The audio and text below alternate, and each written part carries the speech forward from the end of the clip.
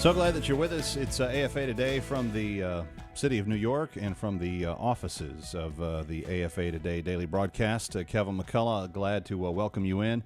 888-589-8840, 888-589-8840. There's a whole ton of people of you that are wanting to get on and chat. We're going to talk with you momentarily. I just want to slip in this one other story that the One News Now folks wanted me to make sure that you knew about. The whole staff worked on this story today, but it's at onenewsnow.com. And you've heard it in the American Family News updates. But a justice on the New Mexico Supreme Court ruled that a wedding photographer should have snapped photos of a homosexual ceremony, calling that obligation to do so the price of citizenship. ADF, which is representing Elaine Photography, released a press release late Thursday that included the words of Justice Richard Bosson. In the ruling, he wrote that at times people must compromise, if only a little, to accommodate the contrasting values of others in what he called a multicultural, pluralistic society. Government-coerced expression is a feature of dictatorships that has no place in a free country, said ADF attorney Jordan Lawrence. The court stated in its ruling that the couple has to channel their conduct, not their beliefs, so as to leave space for other Americans who believe something different. Okay, so this judge says to this photographer, you have to participate in the expression of explicit sin according to your faith in order to be a good American. Sexual liberties, religious liberties. Head on, full speed, same track. Here they come. And a tyrant in a black robe saying, nope, you have to accept your religious liberties aren't nearly as important as their sexual liberties. Sorry, it's the way it works. Tough bananas. Your thoughts on that? By the way, there is a poll up, and it says, what's your reaction to the New Mexico judge's ruling that compromising one's religious values is the price of citizenship? And there's three different options there, and you can vote, and then you can see the results of how people are voting. So I would encourage you to go over and do that, and then tweet and Facebook the poll out. Get your friends involved. Let them know what is going on, and ask them to weigh in as well. All right, I started the show off kind of on a rant. It just struck me, and as the father of a multicultural household, with both a black son and a white son, someone that cares very much about the world that both of them are going into, I wanted to know why we haven't seen some official weighing in by the president of this epidemic that is going on of these black-on-white killings that are going on, given that one of them was someone that could have been a lot like his own grandfather. And since he said Trayvon Martin was, a lot like his own son, though he doesn't have one,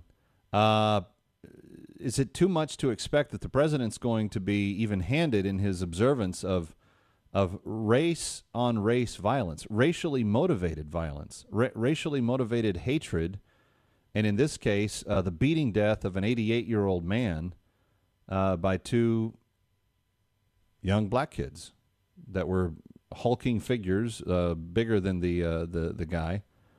And then, of course, in Oklahoma earlier this week, a gang of four shooting just for fun, just for sport, just because he's a white kid, a college baseball player there in Oklahoma. 888-589-8840.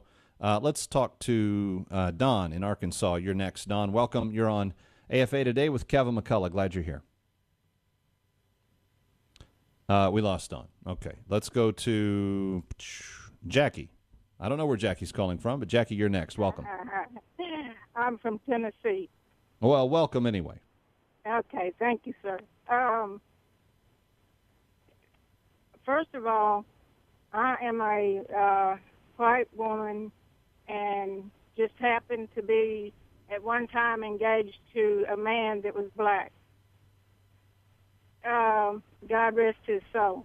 But this man that come on here on earlier talking about the racial issue and guns and all that. I do not agree with him at all. I actually agree that the president should not have talked about this issue with Trayvon Martin. He should have mentioned the gentleman that wasn't even from this country that got killed, regardless of who he got killed by. He should have mentioned that because the man wasn't even from this country. Well, normally, at least the executive branch does offer direct sympathies to the country. Now, the governor of Oklahoma did that. He sent a formal letter and a formal statement to the people of Australia and to the family specifically, apologized for the fact that this occurred, and said that he was that the whole state of California was grieving with them. That would have been very appropriate for the president to do in the death of an international that's on our soil, but that didn't happen. But the state of Oklahoma did that. Also, I'm ashamed of the president for even speaking out against the racial issue, because he comes from a mixed racial family. Yeah, it seems to be there's a lot of hypocrisy in not just his narrative, but in his history, and I think that's noticeable. And Jackie, you're one of them that did. Thank you for the call. Let's go to Tony in North Carolina. You've been on hold next. Hi, Tony. Welcome. Hello. Thank you for taking my call. And I Sure would thing. just like to say appreciate everything you do, and I'll try my best to stick to the issue. In response to previous callers, the one that made the comment about the South, I don't think geographical area has anything to do with being racial. I think our racial problems come from all over the world. Just being from the South, I don't think has anything to do with it. I think it's sin nature, Tony. I think that the selfishness of each of us is enormous, and I think selfishness is the root of all sin, and that even bleeds over into a superiority that I'm better than you just because I am who I am. I don't think there's any mystery about where racism comes from. It's the same place that all sin comes from. It's selfishness, and it's a very high view of one's self over everybody else that is around them. Oh, absolutely. I agree with you 100%. And also, I think issues are not brought up and talked about enough in response to the caller before that one. Daily issues, whether it's Christian radio or whether it's not. I think Christian radio should talk about it. We don't talk about it enough. And you are absolutely right. The Trayvon Martin case was a political move.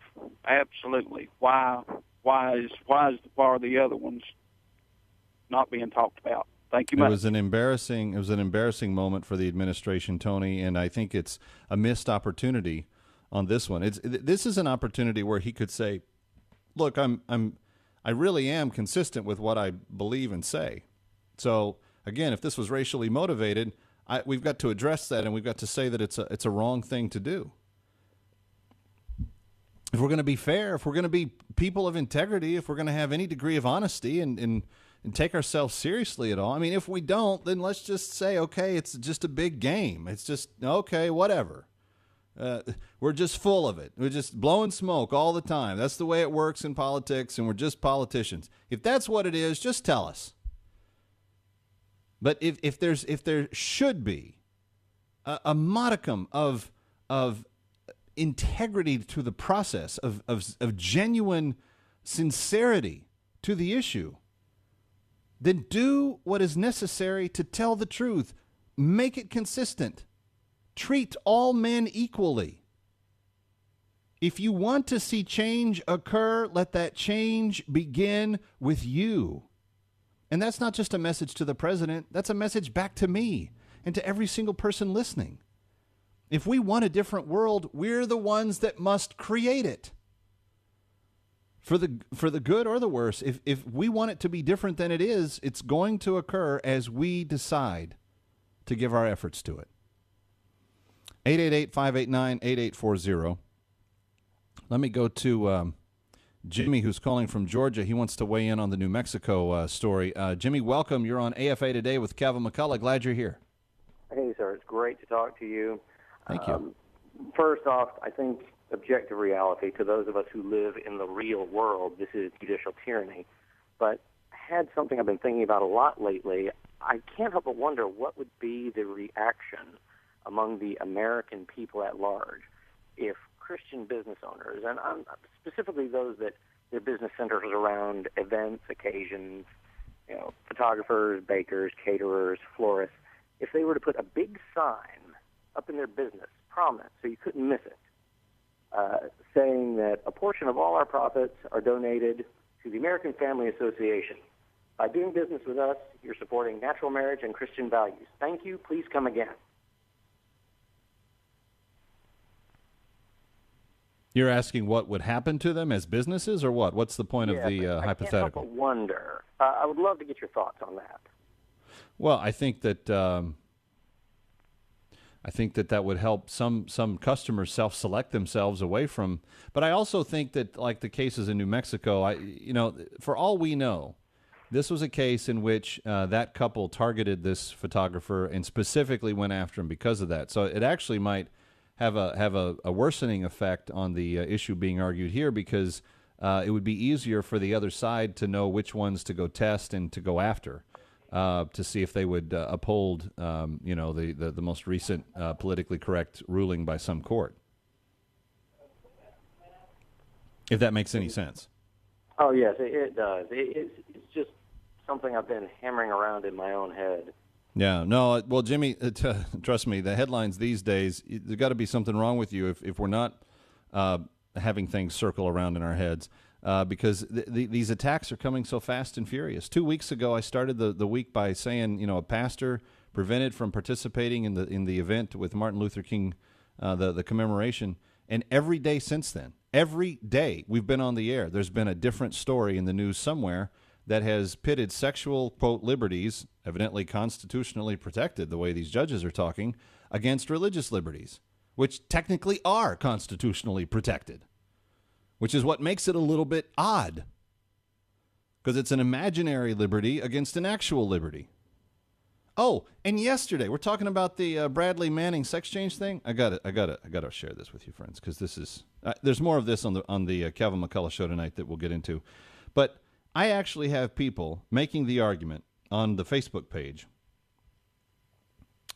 Okay, so I say. Should we be sponsoring Bradley Manning and the surgery, et cetera, et cetera? A guy by the name of Hawthorne Bramblebuck, which when you click through on his profile, there's nothing there. So I think this is just an activist. He's just trying to bait the Facebook page. But he says, basically, if you want to fry your brain by putting your sins on a scapegoat human sacrifice, be my guest. He's mocking the death of Christ. But don't make me subsidize it. I didn't know that I was, by the way. I didn't know that I was didn't know that you were subsidizing churches. Because, see, there's a difference in the government paying for the operation of Bradley Manning. That is actual subsidies that are going towards his actual money gets paid for that. The church not having to send in taxes is not funding anything. That's not a funding of anything. That's just simply not paying taxes. But he actually says gender reassignment is actually considered health care, and it's too bad that you, Kevin McCullough, aren't willing to extend health care to a brother who served in the military. Friends, the insanity is there. It's people who think through the grid of confusion versus people who think through the grid of clarity. And every day on this broadcast, AFA Today, and on the Kevin McCullough Show, and online at afatoday.com and the Kevin McCullough Facebook page, we are going to pursue the obliteration of confusion and the replacing it with truth and the pursuit of absolute clarity from that point on. So help me God. And if I end up, writing a letter from prison someday like the Apostle Paul, bring it on. It's a zero-sum game for me now. There's nothing left to lose. So let's be clear and speak the truth at all times and in love. Coming up next, Brian Fisher, Focal Point. We will see you on Monday back on AFA Today.